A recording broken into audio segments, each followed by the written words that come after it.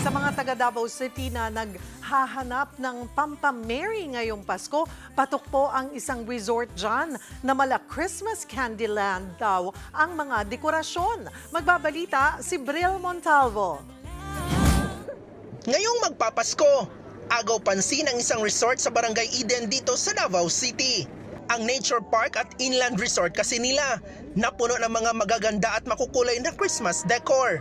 Pagpasok pa lang, ramdam na ang Christmas spirit sa mga nagkikislapang pampailaw at Candyland-inspired Christmas ornaments. Bida rin ang 45-foot Christmas tree na gawa mismo sa pine tree at hitik na hitik sa dekorasyon. Picture perfect din ang Pasko feel sa kanilang tunnel of lights.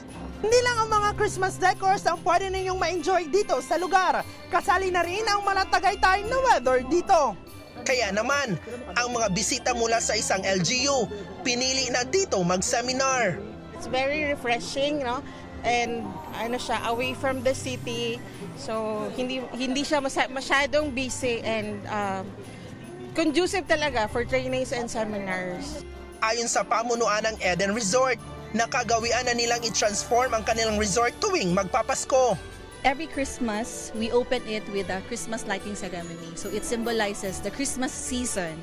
So for this year, aside from the Candyland Village, we have incorporated the items or the materials found here in Eden. Sa mga gustong bumisita, magtatagal hanggang Enero ng susunod na taon ang kanilang Christmas theme. Para sa 1PH, Bril Montalvo, News 5.